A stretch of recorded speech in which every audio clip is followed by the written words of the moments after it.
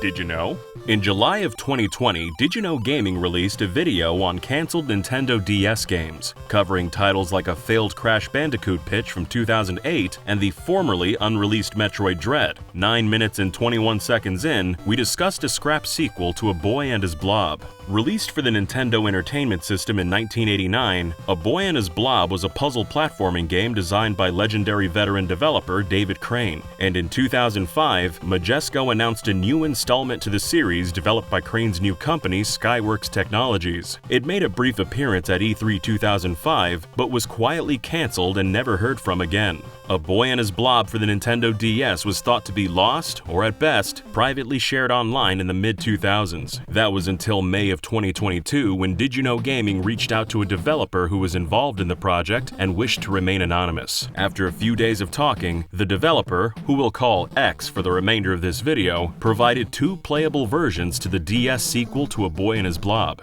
With the permission of X, DidYouKnowGaming will be releasing both ROMs with the fine preservationist folks at Gaming Alexandria. Gaming Alexandria is a game preservation group and an open space for people to discuss video game history. When a high-profile prototype like A Boy and His Blob gets found, we have to do more than just releasing the files online. We need to also give historical context so that everyone can understand these games and the circumstances around their development and cancellation. And we're doing that in this video. But we also recommend heading over to Gaming Alexandria's write-up, which can be found in the description below. It includes a history of the Blob series and its creator, as well as a download link for the unreleased, now rediscovered Nintendo DS game. The story of A Boy and His Blob is also the story of David Patrick Crane, arguably one of the first rockstar developers in video game history. Over a long career that began at Atari in the mid-70s, Crane has worked on countless iconic titles, including Pitfall, Ghostbusters, and Little Computer People. In the 80s and 90s, his name would be a selling point for many games. Born in Indiana in 1953, Crane began tinkering with electronics at age 12. He enjoyed tearing apart old radios and learning the earliest forms of digital logic. On his 13th birthday, Crane didn't want any new toys or clothes. Instead, he got a used TV for $40 and spent the following weeks repairing it. By the age of 17, Crane had learned to program in 3 languages and was able to build his first computer out of junk parts. Crane graduated in 1972 and quickly entered the DeVry School of Technology in Phoenix, Arizona. He would leave 3 years later. Following this, Crane took a job at a semiconductor manufacturer, where he worked with his longtime colleague Alan Miller. Miller was a talented engineer from the University of California who was one of the first programmers hired by Atari for the original VCS home console. In early 1977, while living in the same apartment complex, Miller asked Crane to proofread an Atari job ad, and Crane decided to apply. He joined the VCS group months later and created 4 games: Outlaw, Canyon Bomber, Slot Machine, and the unreleased Boggle. Unlike today, there were barely any artists, musicians, or designers working at video game companies in the late 70s. Most Atari VCS titles were the work of a single programmer creating everything from start to finish with minimal resources. Many staff members thought their talent was unrecognized. Miller, Crane, along with programmers Larry Kaplan and Bob Whitehead, discovered that their products were responsible for approximately 60% of cartridge sales. Miller proposed a modest royalty plan to Atari's new CEO, Raymond Cassar, but was quickly shot down.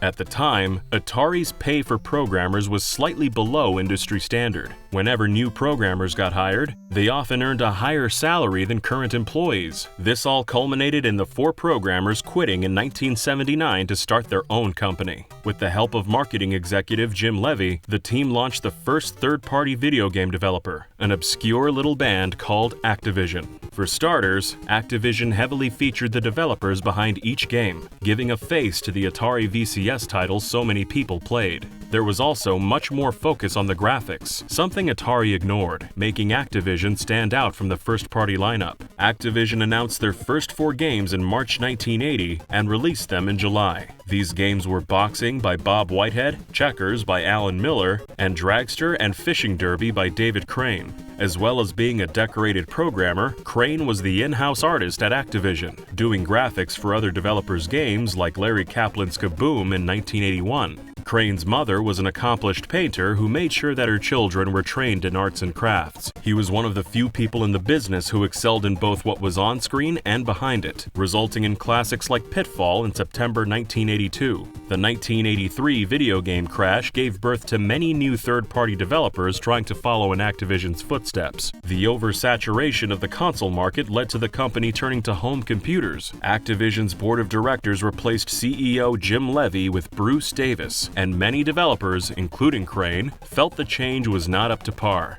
As Crane told game developer in 2005, Activision became the giant of the early 80s by recognizing that a game is a creative product and requires a creative environment. Bruce Davis's biggest mistake was treating video games as commodities rather than creative products. Much like what happened at Atari, several staffers left Activision to form their own studios. Larry Kaplan left in June 1982 to co-start a game hardware company called Hi-Toro, later called Amiga. Bob Whitehead and Alan Miller left in 1984 to form Accolade. In February 1986, programmer Garry Kitchen, along with 3 other members of Activision's Eastern Design Center, set up an independent developer called Imagineering Inc. in New Jersey. Soon after, in August, that same group started a game publishing firm, Absolute Entertainment. David Crane, who was out of Activision by April 1987 and spent a brief time at Hasbro, was hired at Absolute in December 1988. Crane did not work at the offices in New Jersey. Instead, he worked remotely from his home in California.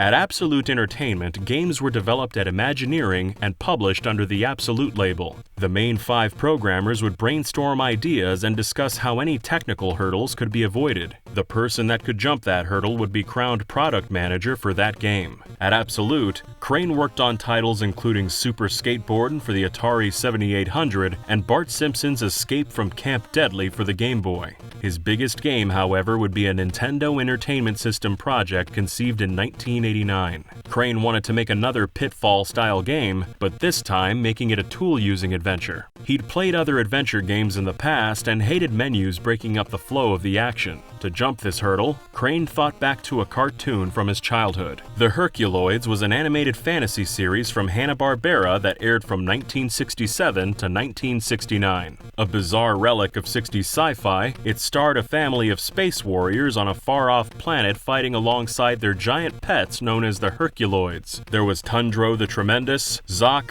Igu, and Gleep and Gloop. In the show, Gleep and Gloop could shapeshift into shields and vehicles, essentially working as a walking pair of toolboxes. Crane realized the potential there for a game, a blob that followed the character around like a dog. Instead of a boy and his dog, it's a boy and his blob, man's best alien friend. In a June 2010 interview with Retro Gamer magazine, Crane remarked, "It's probably apparent that I have always liked puns." A Boy and His Blob stars a nameless teenage boy and his alien blob friend, Blobbert. Blobbert's planet, Blobolonia, has been taken over by an evil emperor. It's up to him and the boy to leave Earth and save the day. To avoid obstacles, you can feed Blobbert different flavored jelly beans to morph him into tools. Licorice jelly beans turn him into a ladder, strawberry turns him into a bridge, vanilla turns him into an umbrella, and coconut turns him into, well, a coconut, and so on. After trekking through the city and Earth's caverns, the duo makes it to Blobolonia and defeats the evil emperor by feeding him vitamins found across the map.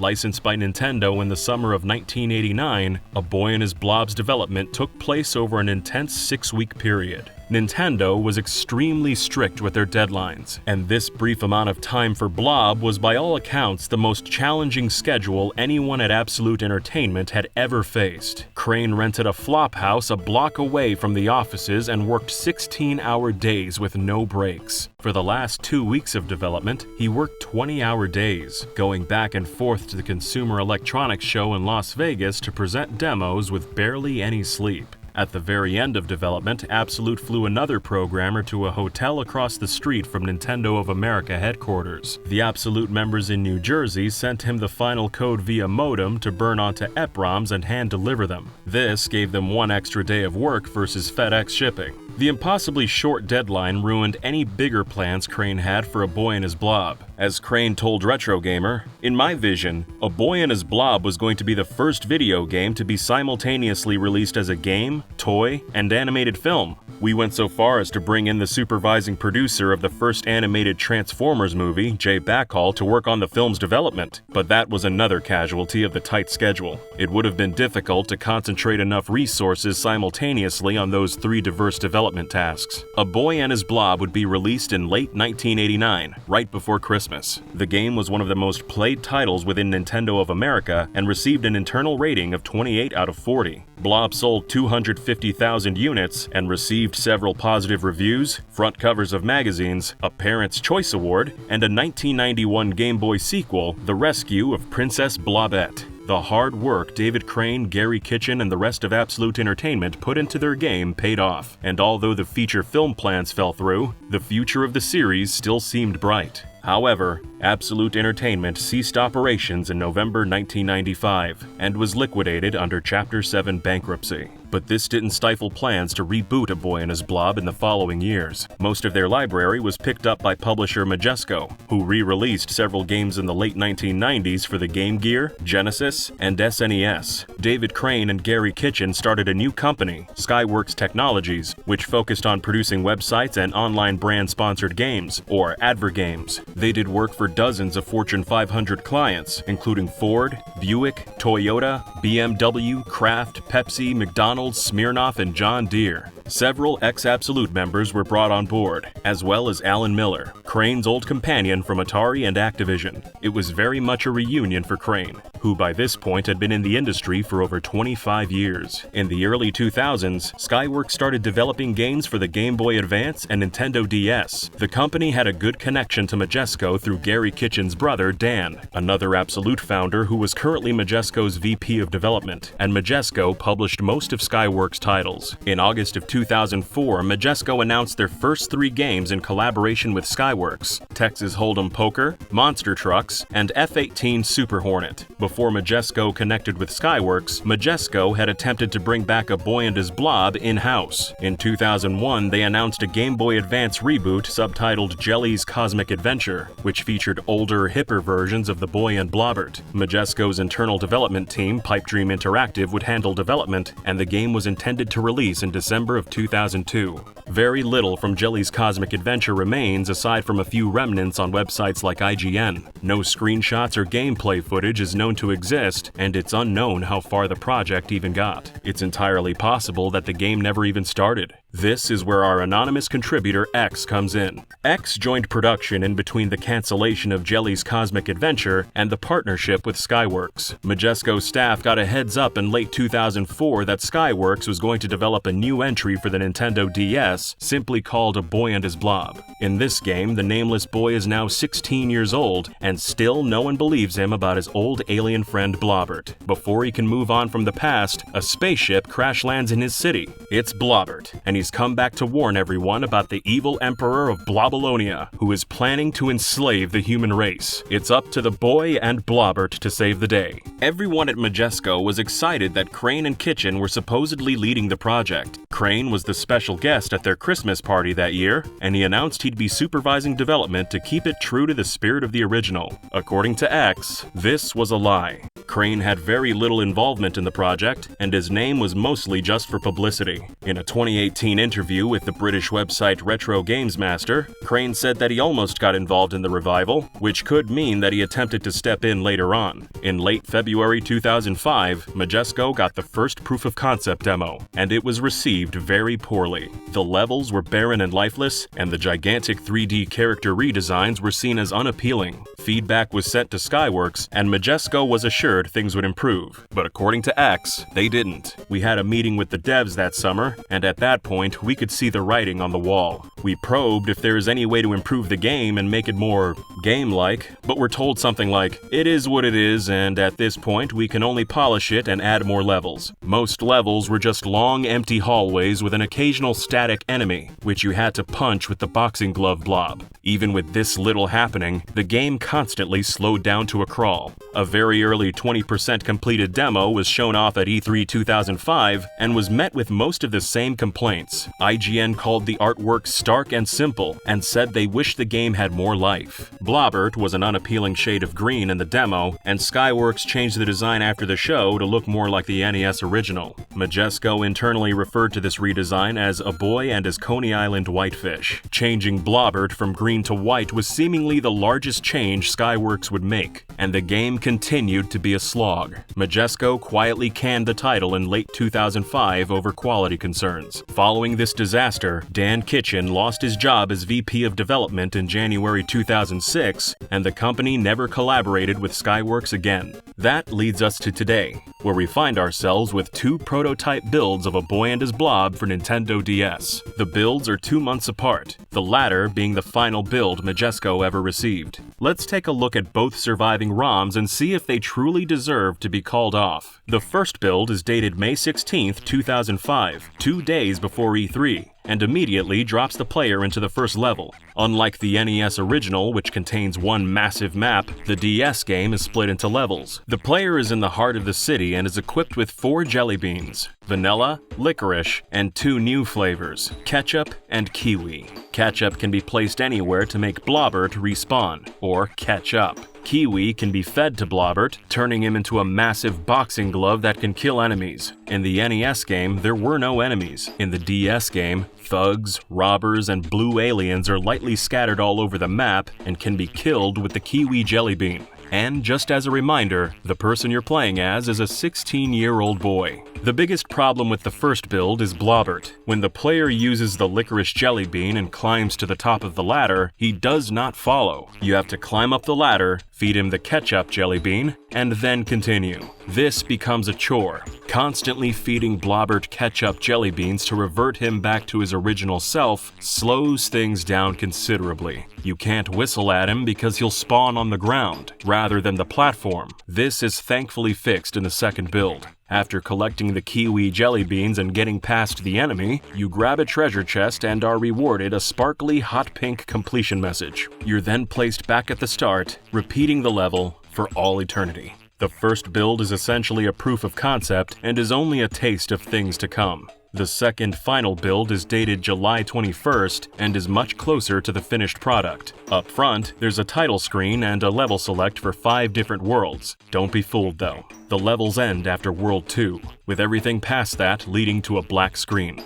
Although there's 20 different jelly beans on the bottom screen, only 5 are usable: vanilla, licorice, ketchup, strawberry, and replacing kiwi, fruit punch. Even for prototypes, both builds are incredibly limited. Big modern cities and schools are empty and consist of seemingly endless straight paths. The puzzles are rare and simplistic. The hardest thing you'll do is climb up a ladder and descend with an umbrella. The seldom seen enemies just stand there menacingly. It's never not apparent that this is a very unfinished product. A Boy and His Blob for Nintendo DS brings nothing new to the table, hardly expanding upon the NES game from 15 years ago.